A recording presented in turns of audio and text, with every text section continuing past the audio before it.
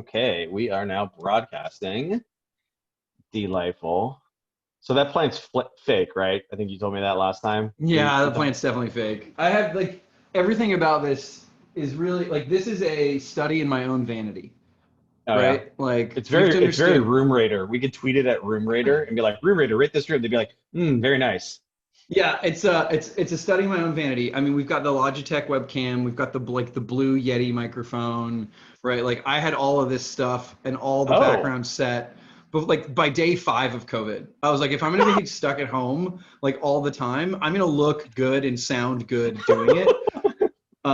Yeah, it's just study in vanity. At least it's not the oh god, someone like was like wrote up a blog, or actually probably a Substack on it because like Lord knows about like using digital SLRs as like a webcam so you could get like depth of Already field looked into like that. Already looked into that.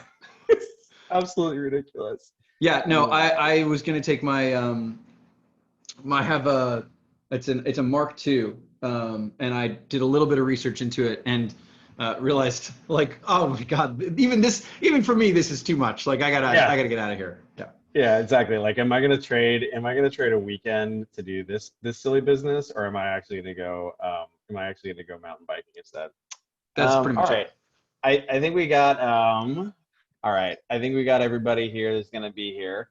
So we can get this party started. So hey everyone, welcome to Sales Strategy Office Hours. Looks like we have a good mix of folks who are here today who are ignoring the chaos in our democracy right now, and instead are wanting to go ahead and geek out on some sales strategy stuff. Sales Strategy Office Hours is a modern sales production. The idea here being that if you can get a couple of sales nerds together who can tackle questions that everybody has, then everybody can learn. I used to do this sort of thing individually pretty frequently, and then kind of realized like, why don't I just like externalize this information? Because like turns out a lot of people have kind of like the similar problems. In fact, Connor knows this very well as a former management consultant at Bain, and then of course at Winning by Design. So we're going to tackle 5 to 8 questions, provide recommendations, etc. We're going to keep it moving, 5 to 8 minutes per question. A lot of people have been here before and are familiar with this.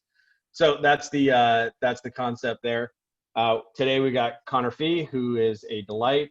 Connor, I'll go ahead and let you introduce yourself. Please fire away. Sure. For those of you that don't know me, my name is Connor. I'm the CRO at Clearbit.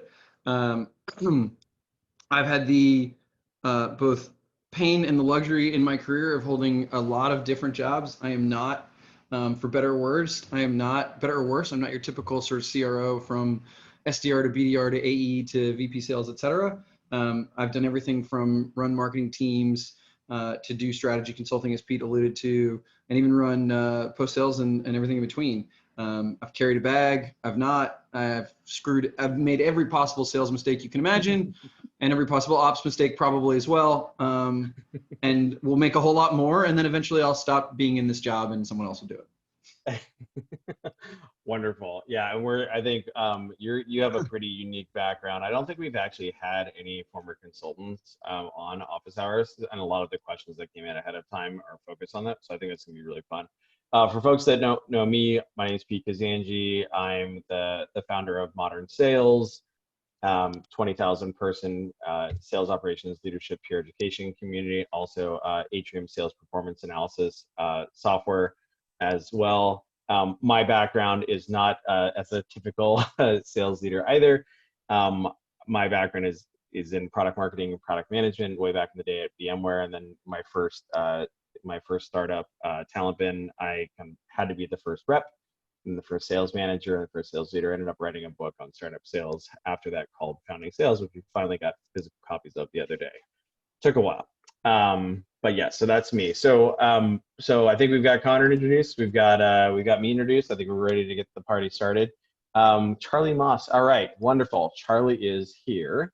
So we're going to start our first question with Charlie because he's actually had a great question about the upsides and the downsides of a consulting background here. Charlie, you there, man? Yeah. Hey, Pete, can you hear me? There he is. Oh yeah, you've got Room Raider Plus on that background for sure. I think that's fake. No, I think there's That's no way that absolutely that's real. fake. Yeah. So Connor, nice to meet you. Pete, thank you. And so I'll make this quick. As a recovering consultant, Connor, I'm just curious, what from your consulting background have you found most helpful? And most importantly, what from your consulting background have you found most hindering or most getting in the way of execution? So looking forward to today and looking forward to hearing your thoughts. Love this question.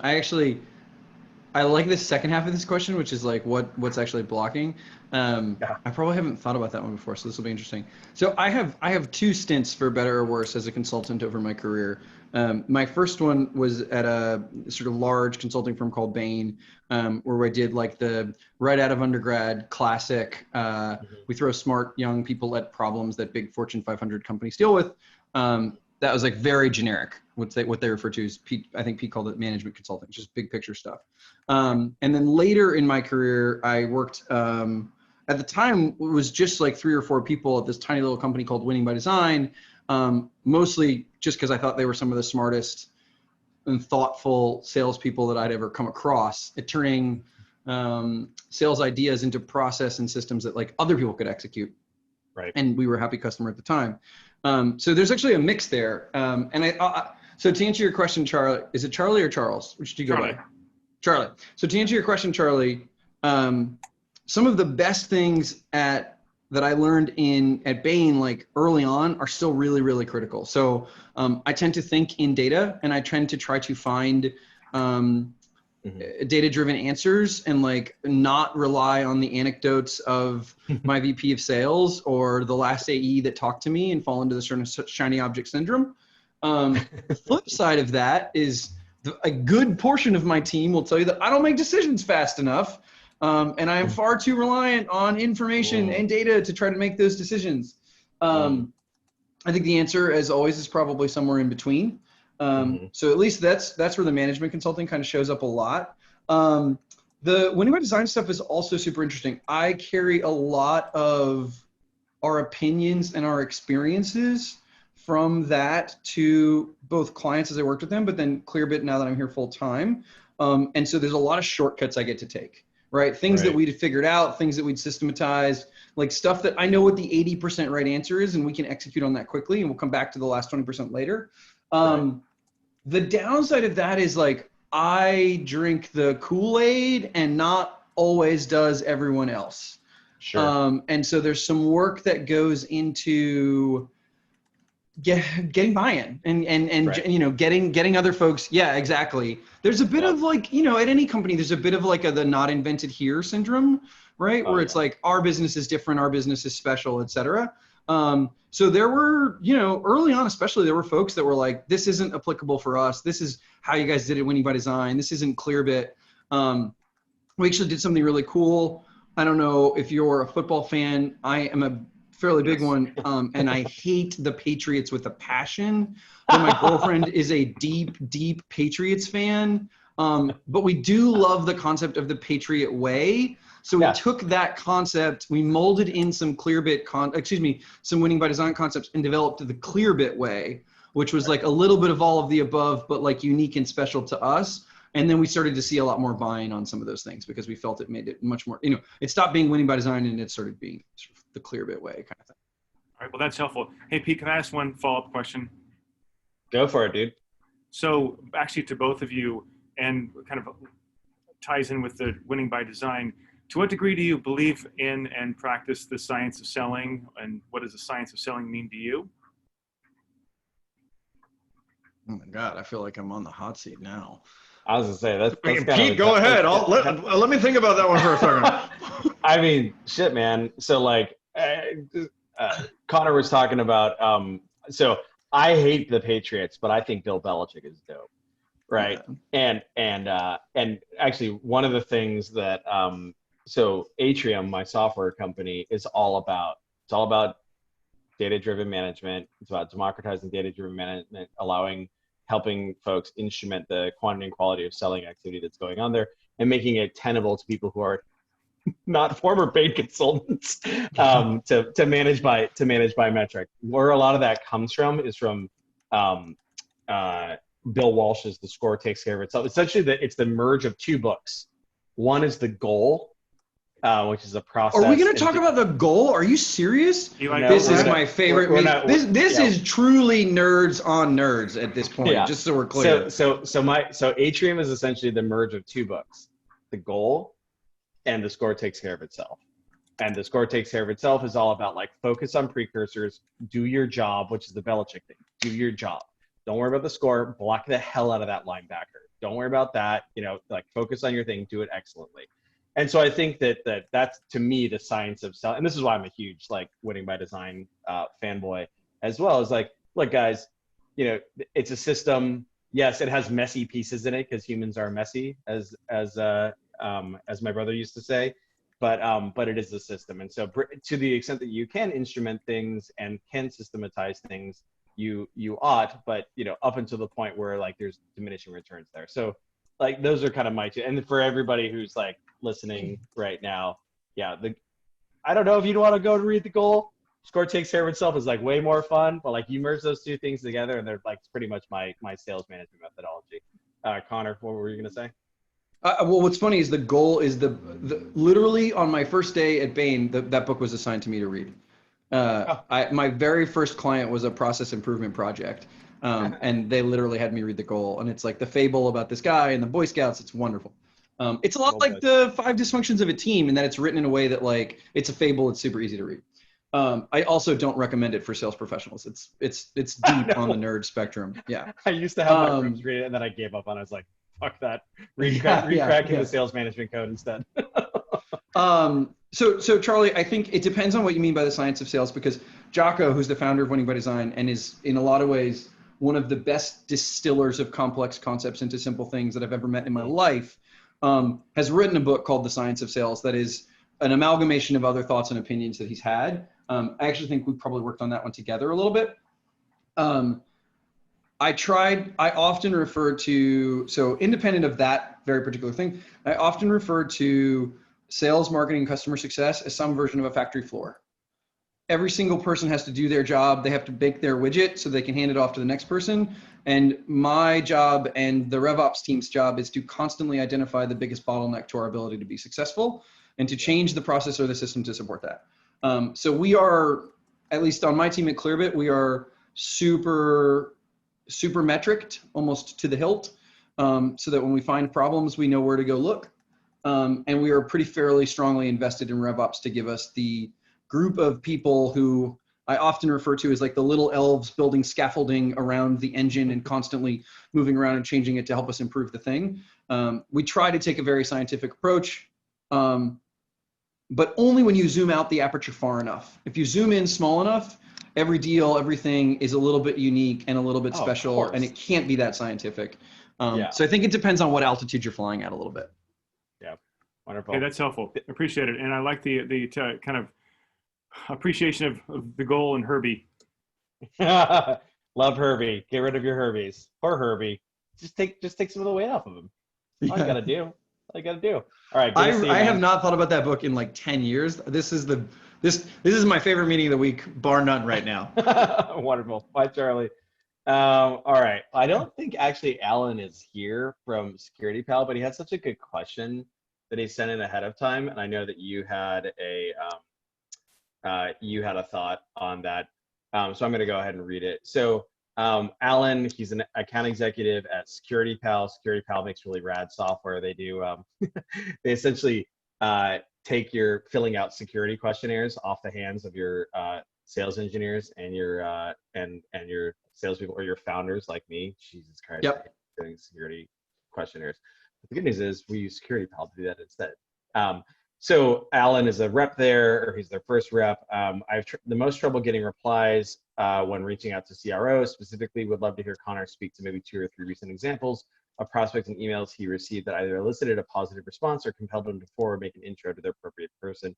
More details, the better. You said that you had like a really good one here. What's funny is I didn't. You mentioned this before, and I don't think I asked who the company was. There's a very good chance that Alan is in my inbox at the moment to speak, like literally. When you were talking about what Security Pal does, I was like, oh man, I feel like I've seen that pitch a couple times. So I have like I get a bunch of stuff, right? As I'm sure you do as well, right? And so like, it's a signal to noise problem. And like, you're going to get my attention for like a subject line and like a sentence and a half before I like determine whether or not it's relevant, basically. Right. Yep. And I think the thing that like often gets lost in this is that you have to actually have the right message at the right time. Sure. Right. And I think that second thing is actually like the thing everyone sort of forgets. And so it's entirely possible that it's like the hardest to kind of find, you know? Well, what you do, so I mean, we used to talk about this about winning by design a lot. We'd say target not on, you need to build your target list not on ideal customer profile. You need to build your target list on who is going to have the pain. And so you need to look for markers of things that in any way, shape, or form you can find them. So it's fine to say like, oh, this person's a VP Eng, so they're likely to experience this pain. But what other markers can you find about that company, about that person, like whatever it is? That's actually a good indicator of the pain. Because like whether they have the pain is a key to like, are you hitting them in the right time? So I think like part of it, honestly, is just like, who do you pick to go after? So like yes, you're targeted, sort of Alan's targeted on CROs, but like that means a million things to a million people. And my problems today are different from my problems 6 months ago and everything in between. Right. So first thing is just, you're never going to get that battle perfectly right, but the extent to which you can actually get to someone at the right time increases your chances dramatically.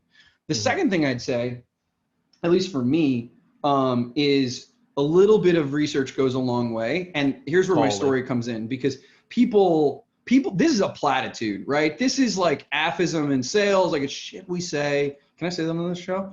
Yeah, totally. Okay, it's shit we say. And like, we all go, yeah, nod our heads and move on kind of thing. We recently invested within the last 6 months in an outbound SDR, BDR program. Right. Long story short, it wasn't super successful for us. But what I will say is that the email that I got, basically in the first sentence, I almost wish I could pull it up. In the first sentence was basically like, we use this phrase, we use it a lot, because you told me. Because you told me this is your biggest problem, here's what I feel comfortable recommending you, right? His opening line essentially was, because you told me that research matters to you, here's what I know about you. And then there was like a paragraph that was basically effectively done research, highlighting the things that he thought were important to me and how he got there, even if he was wrong, sort of how he got there. Right, and then it was like, based on that, I think I can recommend this.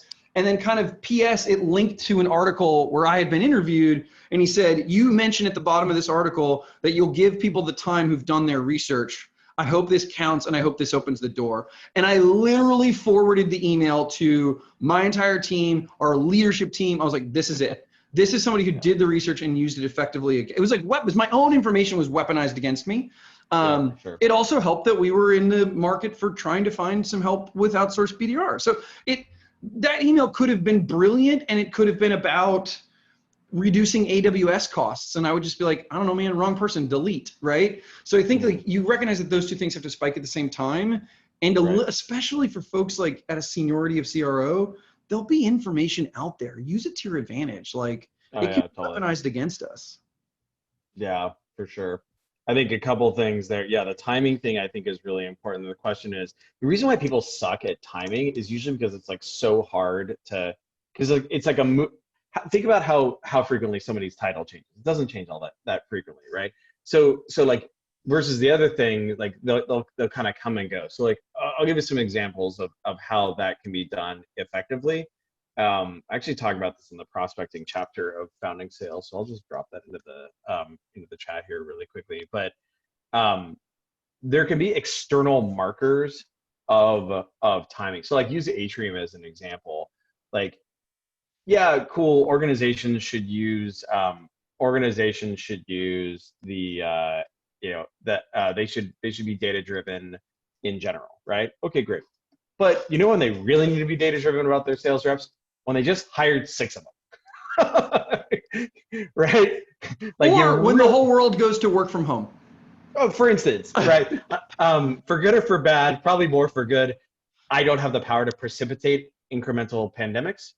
Good, thank goodness. But yes, so that was like an exogenous thing that was kind of helpful for us. But one of the things that we can do is we can say like, hey, is an organization spiking with their start, like, oh, did they just hire a bunch of reps? Because then we can then hit them with the appropriate message, et cetera, et cetera. Now the problem is that there are wonderful databases like Clearbit and Sure. others. Unfortunately, there are because those markers are going to be so bespoke depending on your sales motion. It's really unlikely that and this is something that drives me up the wall in MSP when people are like, what's the best database? And it's like, dude, it's not a one-shot deal. So if you could figure out what that external signifier is, I would imagine in Clearbit's case, actually, so I'm an op for Clearbit right now because I have a huge crush on Clearbit form fills, right? To compress how much data an individual needs to put into a form. I don't have a marketing operations person right now. So my poor Clearbit rep, who is delightful, and I have touch base meetings every 45 days or so because I'm a legit op, but it's a not now thing. But the moment I actually have a professional marketer in-house, I'm going to be like, hi, one of the things, because we have a ton of content, one of the first things we need to do is we need to raise our conversion rates on these forms. And so that would be an external signifier there. So I think that those are kind of powerful things you can do there. What's interesting about, I think your point about bespoke is really interesting, right? So for those of you that don't know, right, insert description, not plug, description. For those of you that don't know, Clearbit we do a bunch of different things, but one of the things we fundamentally do is provide data and workflows to enable sales and marketing teams. And in a lot of cases, probably more marketing than sales, more and more as we get more mature. And we are actually super good at identifying additional use cases for our product because we're always trying to figure that out, right? And so one of the things we started doing recently was we started bringing in we have this tool now internally, and a handful of our customers are on it, where we can bring in our own data, we can bring in Salesforce data, we can bring in website traffic data, and we can start to set up rules. If this happens and this happens and this happens, one of the rules we set up is new hires and job changes. So we can identify basically what our sales rep should do for you is new hire in marketing at Atrium, alert me immediately, right? Or new hire in marketing on website, send all the bells and whistles and make sure that I pick up the phone instantaneously. So I think that I see where this goes. I think in the future, it's going to go to allowing people to stitch together some of the things that they want to use as insights that pain now exists, basically. Yeah. Actually, on that topic, multi-product sales. So Clearbit, I've been a Clearbit fanboy for a long time. Because actually the funny thing is, so my last software company, Talent, it was a recruiting software company, but we actually had a database, a human object database of mashed together profiles with lots of fields on it. So we were kind of outreach on top of Clearbit, but very much for a very specific use case for recruiting. We got bought by Monster for not the same sort of outcome that Clearbit will eventually have, unfortunately. I should have invested in Clearbit instead of I should have used the insight to do that. But anyway, I've been a fanboy for a long time. But what's interesting is Clearbit used to be this database that would be accessed via API, et cetera, et cetera. And so now there's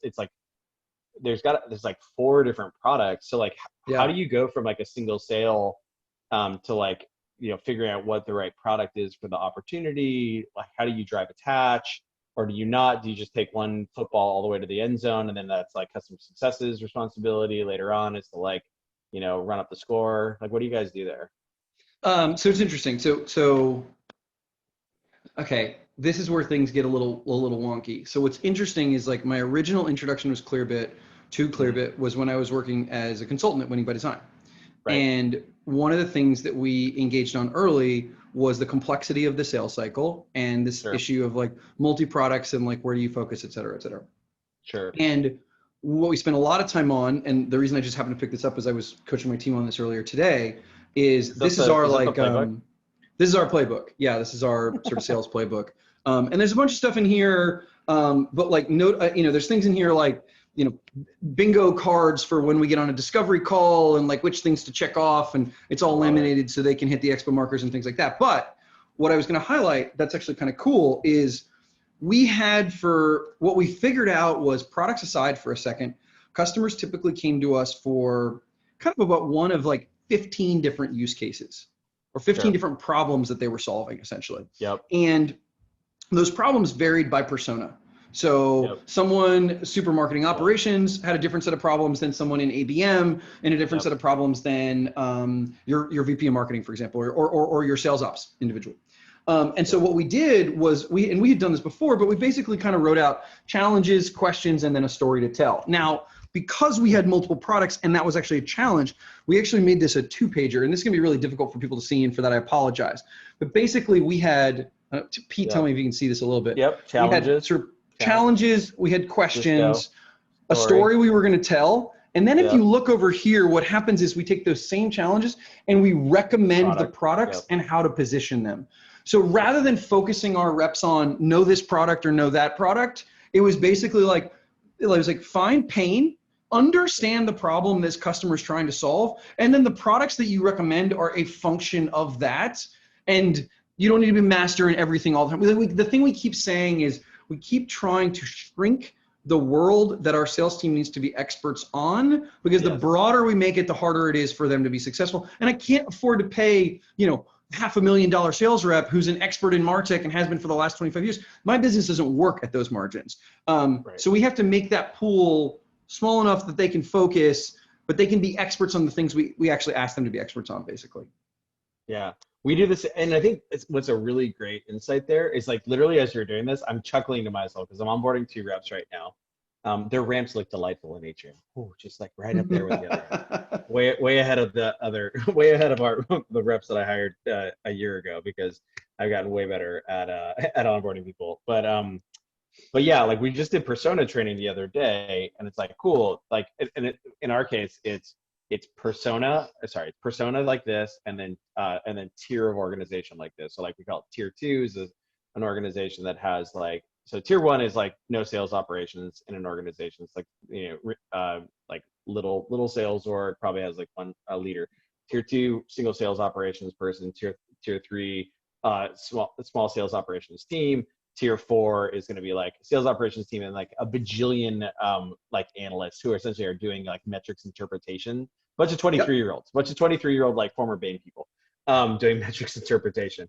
And so then like they have different, and then the personas within there are like, obviously there's the sales operations person, there's the sales manager, and there's the sales leader. And then they have like, their pain points. And it actually ends up kind of changing as you go up and down. And it gets like complicated pretty quickly. And so it's important to have documentation. And so the funny thing is, as you're describing that, you're talking about like, these are the products. We do the same thing, but it's like features, which ultimately, if you think about it, like it's kind of just like a semantic differentiation anyway. But yeah, we talk about like trying to reduce the complexity, like reduce the decision tree, so the rep can just be like, oh yeah, this is this play. And actually, I think this is another score takes care of itself thing. So fun fact, Bill Walsh was the first coach to have laminated play cards back in the day. Because like back in the day, people would be like, oh, what play should we call, right? And he's like, forget that, that's dumb.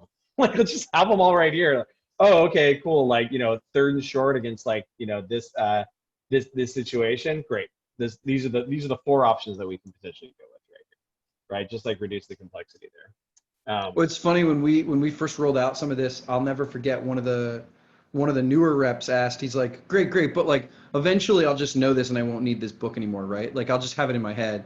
And I remember like I was perplexed by the question, because I was like, that sort of makes sense, but I was like, but like, wouldn't you rather reserve headspace for other more interesting things? Like this one, you don't have to think about it at all. Just like before you hop on the call, be like, okay, I think it's that problem, that problem, that problem. Great. I now have my questions and my things, and I don't need to think about this in advance of this call, kind of thing. Right. You're well prepared. So when the prospect then like pops you in the chin, you're like, that's fine. I still know what your problems are, because like I pre-call planned this. Wonderful. That's so funny that you have the Winning by Design playbook there. By the way, everyone else, you can get your own fancy pants Winning by Design playbook. It only costs you, $70,000 or yeah, it's not whatever. cheap. I'm not gonna lie. Not cheap, but it's worth it. It's really not cheap. Your sales organization going out of business.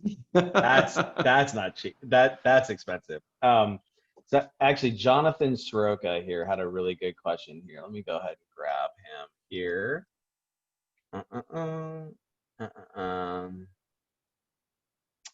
Actually, Jonathan literally just put something in the chat room as well. There he is. Hey, I thought we could have your Jonathan. You can introduce yourself. You have your question that you submitted ahead of time, which is delightful, talking about winning by designs at Clearbit, and then bow tie, whatever, and you can mix in whatever you just asked right here. Sound good? Yeah, sure. I think my question I emailed and he answered in his first knockoff. So thanks for that to a degree. But I have the pleasure of consulting with early stage SaaS startups these days, 10 years in early stage marketing SaaS and in sales and leadership roles. And excited to ask Connor, what was the inspiration for Clearbit to go to winning by design? And it kind of dovetails with the pre-question, to get early mid-stage SaaS startups, sub $100 million startups, to start thinking about process at that level, to get a Bain consultant brain in there. Something has to break really hard, or they have to really want to drink the Kool-Aid to do things right versus just focus on top line revenue growth and numbers and processes and selling. To start wanting to do it right, something has to happen, unless they're just jockos, distant relative, and they don't know it yet. Right. There are many. We can. That's a whole separate and distinct conversation. So it's interesting, right, Jonathan? One of the things. So, winning by design started, like where winning by design really started was like, here is a sales process that most SaaS and inside sales organizations can implement, and we are good at coaching and training your team to be able to execute this process. Right. That's kind of where they started.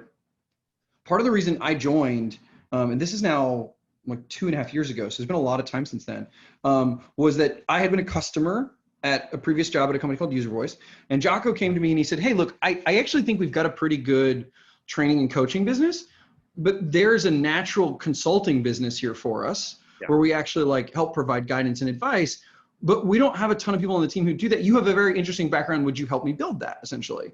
And so the piece that evolved out of that was essentially what we developed was what we called kind of the assessment and design phase of and I don't even know if they still call it these things. So if they don't, forgive me. But we realized basically that like there was a lot of value that could be provided in the what would a CRO tell you in the first 90 days as where they see the problems are and what they can do about it, basically. And so what I found, because Winning by Design is a largely partner-driven organization, so everyone's responsible for sort of selling and servicing a lot of their own products, or the servicing is now being, anyway. My sales pitch was always quite simple, and I was basically like, look, yeah, we're really good at process, and we're really good at training and coaching, but before I can honestly recommend that to you, I probably need to take a look at your metrics and numbers and interview some people and form an opinion about what the right answer is. Now, 99.8% of the time, the answer is you don't have a process and you don't follow it, or you do have a process but you don't follow it. But that's usually one of 5 things that really spike. And so Clearbit in particular, I remember meeting with Amit, who was CRO at the time, and then went on to become Chief Strategy Officer. And he basically was like, hey, I've got 2 reps. It's working. I want to scale up, but I don't know where the potholes are. And I was like, cool. Pay me to spend 30 days just looking at the problem, and I'll tell you where all the problems are, kind of thing. I'll never forget. I honestly think the reason they ended up hiring me is one of the things we uncovered during that process was that the gross retention on one product looks like this, and one product looked like this. And I'll never forget, Alex, our CEO, was sitting in the meeting, and he's like, if you had told me that a week ago, I think it could have raised the valuation of the A round by about $100 million. I was like, cool. So moving on to the next slide. Don't know how to respond to that. So I think we got engaged primarily as a hey, if I look at over the horizon, I don't totally know what's coming. What should I pay attention to what's coming? And then that led itself to a variety of things, not the least of which was, and we actually did some really cool work with Clearbit at the time where they had said basically what we showed them, and actually to this day, I'm kind of proud of this as a piece of work. they had wanted to grow, I forget what the number was. They wanted to go from like 11 to 20 million in that year or something like that. And I basically was like, if you do nothing, you're going to end up at 16. Like I can just tell you, I ran the math out for you. If you do nothing, you end up at 16. Here are the 5 things you need to do to make the next $4 million. And here's like what each one of them is worth and how they build on each other. So we built one of those like very cool, what's called like a waterfall chart, where it was like, you start here, you add this, you add this, you add this, and you might get to $20 million. And that was a fun piece of work because it really laid out what they needed to go execute and in the order in which they needed to execute it. And then I got to help with a lot of that. And then they said, well, come stop. But question, because Jonathan was saying that, like, how do you, like, what is the pain that would then precipitate somebody to come talk to Winning by Design? And I think what I just heard there is like, you could just show up to them and be like, hey, there's probably something like broken in your org, dude. Now, minimum skin into the game to like hire a consultant for 30 days seems like it would probably be pretty high. So was there kind of like a baby version of that where you're like, because you're describing discovery essentially, right? Yeah. So getting paid for discovery is the best, period, full stop. Let's be clear on that, right? Turns out. Well, it was, so I mean, over my career as a consultant, what I found was that the single best way for me to, everybody always had some version of a pain, right? Like there's always some amount of like, this thing isn't working or this thing wants to work better, whatever.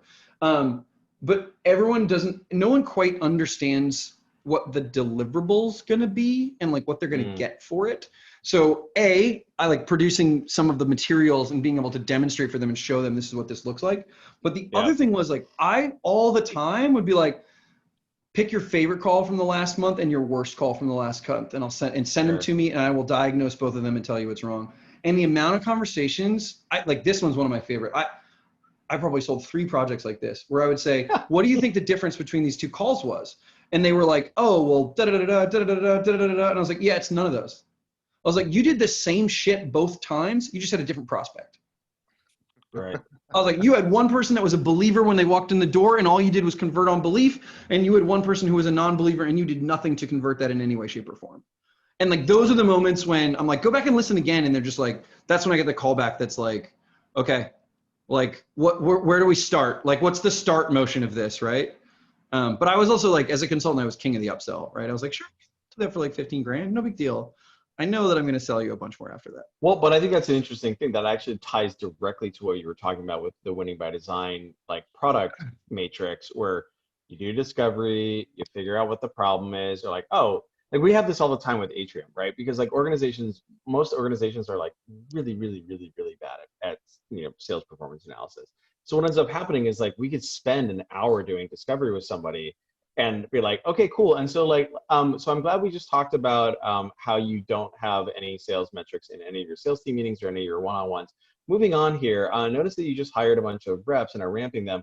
What precursors are you looking at to understand that they're coming into band? They're like, oh, we're not doing any of that as well. But at a certain point, you have to kind of like choose your lead blocker, right? And so I think that so I think what's actually really interesting about what you're describing is it actually applies to like product organizations as well, where ideally like you can identify the organizations that potentially have some semblance of this pain externally, so they can have a very well formed email that shows up in the CRO inbox, and then they kind of like just validate that in discovery. Oh, cool, you actually have this additional problem as well. Delightful, right? And then, but at a certain point, kind of say like, okay, now we're going to run to the end zone with this, and the customer success is going to service on that, and then we're going to get you to your next thing as well. It's fascinating. I literally the meeting with product. The meeting exactly before this was 90-minute re-disco training with my customer success team, because 25% of our churn is related to stakeholder change or strategy change. Which means that we need to do discovery just to stem the tide of our major source of churn, but also because the more challenges we uncover, like the more places we find to be valuable to our customers. Yeah, we call it a next commercial action. So sales will hand it off. We actually have we call it a dossier because I'm fancy. We have a customer success handoff dossier. And the AEs are like, this is why they bought, and this is what the next commercial action is. And what customer success does is like they take that and they consume it, but then they're always like, okay, what's the next thing that is on the maturity curve there to drive you along. The big push for us for CSMs has been getting them to realize it's not about selling more product. It's about finding problems that we can solve for that customer. Just keep finding places where we can help. And if we do that enough times, like, we'll be great. Yeah, for sure. Turns out it's like how market economics work. Jonathan, Connor, get your question? Yeah, the one comment out of all of that, the flip side of that, all that great work is it takes humility and intelligence to look at your strategy to realize that you need to either do continuous improvement or make a big jump. And you can't just hire that, and you can't just slap technology on it. And that's what I was trying to get at with, who brings in a consultant and why, because 0 to 100 million, there's not a lot of people that are going out and bringing in consultants. So thank you for that. Yeah. Well, Jonathan, that's at least worth highlighting. The guy who hired me, this guy Amit, probably the single most self-aware and asking for help human I've ever encountered with in the CRO. I've never seen anything like it, right? Yeah. He was the first person to be like, I don't know, I want the help. And that level of vulnerability and honesty, yeah, I mean, we can all pray for clients that look like that. I was just going to say, unfortunately, can't build a prospecting strategy on that. Yeah, no, you can't. All right. Wonderful. Good to see you, Jonathan.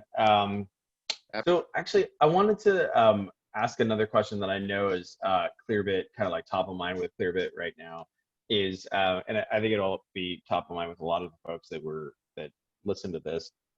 A lot of organizations start out selling to like high growth SaaS, high growth companies, startups, et cetera, et cetera.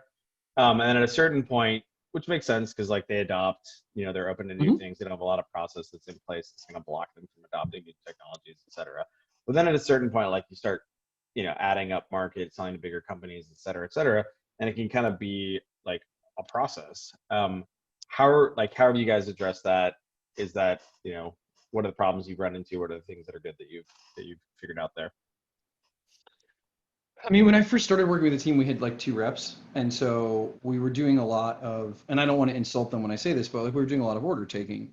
We were responding to people who were banging on email the loudest, and we were following up with them. What's been interesting for us is it's not, at least at Clearbit. Okay, so this is where I'll introduce like something resembling a shameless plug. So we over the years at Clearbit, and this is true of a lot of data providers, but over the years we have not nailed retention.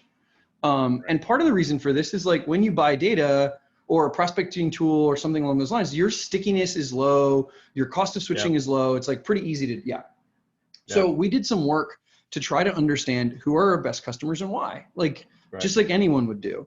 And lo and behold, we used a bunch of Clearbit data to do this, obviously. But what we found is it actually wasn't about moving up market, or even like when people typically talk about up market, that for simplicity purposes, we're talking about either they make more money or they have more people on staff, right? Like basically that's what it was.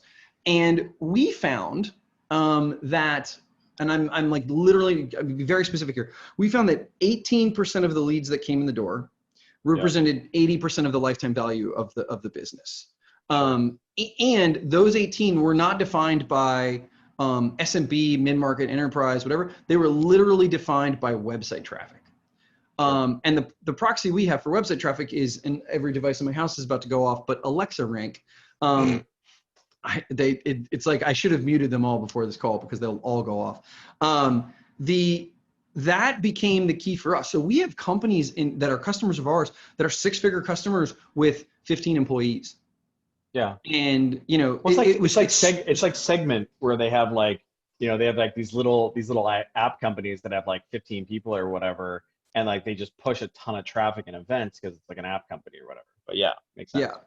So for us, we knew to get good, our process needed to get crisper, we needed to get better. And so we were investing in that already. But once we realized that like web traffic was a big indicator for us of where success was going to be, it's taken us probably 6 months to get the entire company to like shift to focus on that, right? I mean, focus is hard, especially at startups where you're still finding product market fit and you're still getting all the pieces together. And, we're past a lot of that stage now, but we still have a lot of folks who were here in the early, Clearbit in the early days, and like still have that mentality of like, Sure. you know, we got to find the one next customer. And it's like, no. Like that guy, that lead is worth 35 times as much as that lead.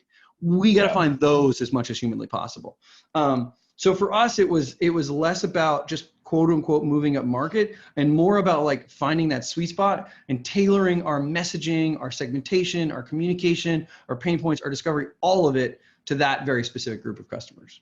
Yes, it's almost like it's like an ICP refinement situation, as opposed to like quote unquote going up market, which I suppose makes sense because like the challenge with API companies is that you get these people who like your initial users are like tinkerers, right? Mm-hmm. And so like you get like they can handle as many use cases as you want versus like, hey, what's the use case that we're gonna follow all the way to the end zone? Like and like where does that show up in a repeatable fashion? I think the one thing that it's funny, I like had this VC in my Facebook Messenger yesterday. It was so random. It was just I was like on like a prospect VCs, call. they're always trying to be cool, man. Like they're always trying to look younger and be cooler. And like it was so random, and like my phone fired, and I was like, wait, what? And it was like, hey Pete, do you have a recommendation on someone who can take an organization from an SMB like transactional sale to like an enterprise sale? And I was like, that's kind of asking the wrong question here, because usually you don't like go up market and like abandon the down market. You add a new sales motion, right? The up market. And actually, a gentleman that I actually had a lot of discussion around on this was John Messina. He leads North America for Amplitude. He's fantastic. He's part of the Tech Validate sales mafia, like Kelly Del Cordo over at Lever and Alex Netch over at Rippling.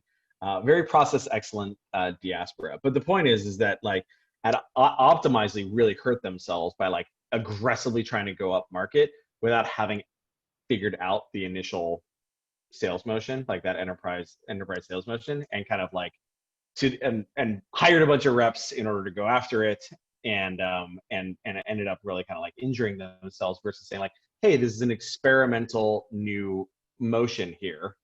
And we're going to validate that before we then go and say, all right, let's double the number of people, et cetera, et cetera. So that's just something that like I oftentimes see is like folks are like, hey, let's go up market. And they like, they don't treat it as like a new market or a new sales motion.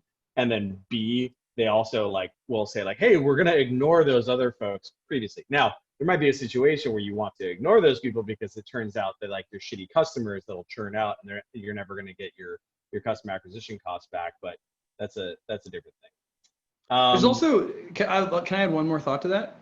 Yeah, please. And then we have our last question here. After I actually think sometimes people forget that early customers, even when you pivot away from maybe that use case or that customer base or whatever, they serve as a very valuable, potentially financing vehicle. And what I mean by this is like people tend to forget that like we were at a previous company, we had, a couple $1 million of ARR and we were going to go chase this other thing. And like ultimately we just told the VCs a very simple story. We were like, look, this $5 million of ARR, we're not adding to it. We don't want any more. But you know what it means? It means I'm not raising more money from you. You aren't writing bigger checks. We're not burning faster cash. It exists solely and exclusively to like that 5 million in ARR is like 10 engineers. Right? Whatever it is. It's like, that's what it's paying for around here. To build the next thing. That's exactly right. Yeah. I mean, so a really great Atrium customer is a company called Checker, who I know you're well familiar with. Like Checker's really interesting. I mean, Checker and Clearbit are super interesting like case studies because like Checker, they had these initial customers. It was like Lyft, Instacart, like essentially just where you had these on-demand economy companies who all of a sudden were just like, yeah, you know what, like the APIs for like these big dog background checking companies are terrible, so we're going to use you guys. And like start like, so like out of the gate, these guys had like snap your fingers, you have $3 million in ARR. It's like, holy macaroni. That's the problem, of course, is like how many on-demand, like how many TaskRabbits are there? How many Instacarts are there? Actually not that many. Like that's not going to be the future of the business. But guess what? $4 million of recurring revenue from like 6 different customers or whatever, just fine. To then build the next, and I guess Clearbit's kind of the opposite, where like I actually was hacking around on Clearbit the other day by like my Kitty account, like my $99 a month one. I'm sure because like I just have it hooked up through Zapier, and it like enriches new registrants to like my book's website and so on and so forth. And so it's like kind of the opposite. But I imagine the ARR base on like the Clearbit API business is like sick. And it's like, yeah, cool. We're not actually going to try to promote that, but like, we're going to do these like bigger product use cases, but like, let's not abandon that. Right. That's precisely correct. Yeah.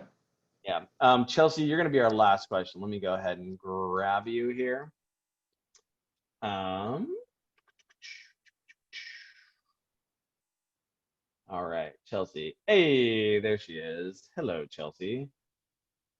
Oh, you're muted right now. There we go. Hey. Hey everyone, happy Friday. Happy Friday. I wasn't expecting to be on video today, but hello. I just, the consultant really kind of piqued my interest, and I was curious if you're looking to potentially hire a consultant, what do you value more, kind of domain expertise, or you know, somebody who just has SaaS experience and has proven themselves? So what's your guidance on that? I'm almost positive you're going to hate this answer. So like, let's start there. And then everything above that, I've managed expectations correctly. So I'll tell you a little story. So we're making a couple of hires internally, and we do a thing. Instead of writing a job spec, we write what's called a scorecard. It's a derivative of the WHO methodology. If you've ever seen that stuff. Another great book. I'm also another great very big fan. Book. Yeah. Also a bunch of ex-Bain guys, so that one's kind of related. But that is right. It's a methodology for trying to make better hires. And they force the first thing that you have to do is sit down and answer a bunch of questions to build this scorecard. That's not a job rec, and it's a very specific way to think about what you're looking for. And very specifically, one of the first things you do is like the outcomes you want this person to achieve in, call it 6 to 18 months. Not how they'll do it, not what they'll do it with. None of that stuff matters. Just literally what's the outcome that you want. The idea here is that like, if you can get everyone to agree on what the outcomes are, then like potentially picking the people gets a lot easier. And where I'm going with this is just to say that like, I think you have to work backwards from the very specific problem that you're trying to solve. If there's a mistake I've made enough times in my career that I would be a millionaire for getting paid to do it, is hiring from central casting or picking consultants from central casting. Like avoid central casting like the plague. Be as specific as possible about what problem you are trying to solve or what initiative you need to overcome, and then simply evaluate the metrics of the individual or the firm or whatever on their ability to deliver that one specific thing. The more things you put on the to-do list, the more you end up in central casting and the less successful you tend to be, in my previous experience. My guidance is always just like distill it down. What's the one problem you want solved by this person or this hire or whatever it is, and judge them solely and exclusively on their ability to deliver that. Yeah, good stuff. Thank you. Wonderful. Good to see you, Chelsea. Yeah. All right. Change to Cindy. I think we actually have time for one last question here. So I'm going to go ahead and grab Ryan here, because I love Canadian accents. That's the most important thing. Yeah. They're the best. Although he has 3 questions here, so we'll see which one he wants to do. There he is. What's up, Ryan? Oh my God, you dork. Hey. Amazing. Oh my God, I love that you have a new Relic Data Nerd shirt on. It's like one of my like crushes. Okay, what is in this QR code? This isn't going to take me somewhere gross, is it? It is totally. Oh, it's your LinkedIn profile. That's amazing. Yep. Cool. Which one of these questions do you want to do? Your consulting one, or whiteboard sessions, or sales playbook creation? I think whiteboard sessions is an interesting one. And so, Okay. By the way, Connor, thanks for jumping on. This has been a super entertaining hour, and Pete, thanks for inviting me. So we're an industrial IoT company, and we sell larger deals to the industrials. And so often it's great to go on site, work with a customer, whiteboard their process, their problem, get multiple stakeholders up there. They can mark things up. It gets them engaged.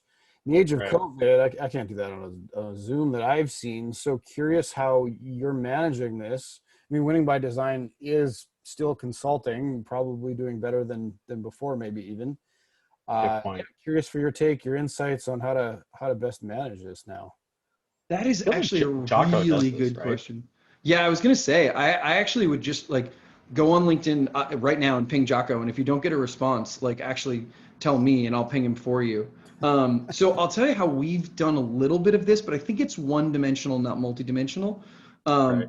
I have a 12-inch iPad, and I can broadcast the screen. So I'll join meetings, both myself and with the iPad. And I have the iPad and the Apple Pencil, and I will just pull up one of my note-taking apps and actually so when I will do training for my team sometimes, and I can't have a physical whiteboard, I'll set that as the main screen. And then like I can draw all over that, et cetera, et cetera. I don't know that you get multi people touching it. There might be a way to, and if you're in a really like, fuck it, let's see what happens, maybe you send out iPads to these clients and say like, we'd love for you to join this meeting with us, right? Send them an iPad and a pencil and be like, you know, if you buy it, you can keep the iPad, otherwise send it back to, you know what I mean? Like, I don't know how, like, I guess the iPad's probably about as expensive as a flight these days, to be perfectly honest. Anyway, like you can get the not super pimped out one, et cetera. That's great. That's great. Then it's so Connor and I were, and one of his marketing folks were talking about, so Atrium, we do a bunch of incentivized inbound stuff. It's actually stolen from New Relic. So like that shirt that Ryan has on is like the original incentivized inbound, right? So like, hey, turn on New Relic Agent and start instrumenting your app, and like we'll send you this like nerdy shirt that you love. Atrium, by virtue of the fact that like Atrium is so easy to set up, it only takes like 10 minutes to instrument your sales organization, just like a OAuth into Salesforce. We do a similar thing because it's just like, we know that if an organization lights up their data, they're going to be super pumped. So like we just give away like tons of stuff. We're like, oh, you want a copy of Cracking the Sales Management Code? No problem. Let's have a disco call and like maybe light up your data. We'll do it with like Pete's. So, and if you guys' ASPs are like $300,000, yeah, probably. Whatever, man. Who cares? The thing I was going to show you really quickly is that actually Zoom has a whiteboard feature. It's like pretty jank. Can you guys see that? Did I just share it? Okay. Like you can actually whiteboard. It's black at the moment. Oh, it's black. Yeah. So this is actually. It just says it's like screen sharing and hasn't gotten there yet, kind of thing. Yeah, this is like when I've been doing this with training with my reps. Yep. Yeah, you actually have to like do it twice for whatever reason. So there's that, and then I also know that like people say great things about Mural, the collaborative software or collaborative whiteboard company. Keith Jones is a sales operations leader over there, and he's like a big MSP nerd and office hours person. So yeah, maybe check that out. But like, I kind of love Connor's idea, man. I do too. Especially I mean, it actually it brings brings works, together, right? Like, yeah. Well, no, but like test it. Who cares, right? Like it brings together a couple of different questions that we've had. Like one, how do you get the attention of CRO? So like we used to do this at VMware back in the day. Talk about high ASPs. So we had this will just like date me. VMware would send out video iPods back in the day, and literally what it was a video. Now this is an executive marketing program, right? So it was a video iPod, and it had a bunch of VMware videos logged on it, right? Yep. And like and what they would do is they would FedEx it to somebody. This is why like when I originally found out about Sendoso, I was like, oh my god, I'm in love, right? Because like what we would do is we'd load the iPad or iPods with the videos, right? Manually. This is like a PMM's job. Would like load this stuff on there, then put it in a FedEx box with like some other shit or whatever, and then literally FedEx it to the CIO of this target list. Now it certainly got him to open it, right? But like it came out in the wash because like the ASPs of like a VMware like VI deal back in the day was like many hundreds of thousands of dollars, like ranging into the millions. But given the fact that you guys are high ASP, like who knows, man, that could be like really kind of fun. I think it's brilliant. I think we're going to try it. I'll be able to report to future office hours on how it goes. Yeah, I could see a world where there's like a pretty like you like send them a video of like people doing it and being like, yeah, like we can't see each other in person these days, but we can actually still have productive like meetings. Yeah, there'll be some logistical hurdles to figure out. If you figure it out, let us know. Because I actually think, I love your point about like, you get a lot of buy-in when everyone gets to punch up the whiteboard and be like, no, I disagree. This thing's happening over here, and this thing does this thing. Like, that's when you start to get some of that buy-in, yeah. That's fascinating. I hadn't thought about that. It's almost like the co-creation plus like human, kind of like human confirmation bias, right? Where it's just like, what was the thing earlier? Well, because you said that you should buy our software, I think you should buy our software. Right. Wonderful. All right, Ryan. Well, good to see you, man. Have a good weekend. Okay, we're done. Pretty easy, right? Fun. So everybody, thank you for attending. We'll send the recording out to everybody later on. We'll put it up on YouTube. If you're not a member of Modern Sales right now, go to modernsaleshq.com and you can sign up there. Next week, oh man, who do we have next week? I'm just gonna, I don't know. We have someone amazing next week, obviously. Not quite as amazing as Connor, but I'm insulted that you have other friends. I think this is trash. Wonderful. Well, all right, man. Well, you have a great weekend, and thanks for joining us. It was super fun. Thanks for having me. This was a blast. Yeah. Later, dude.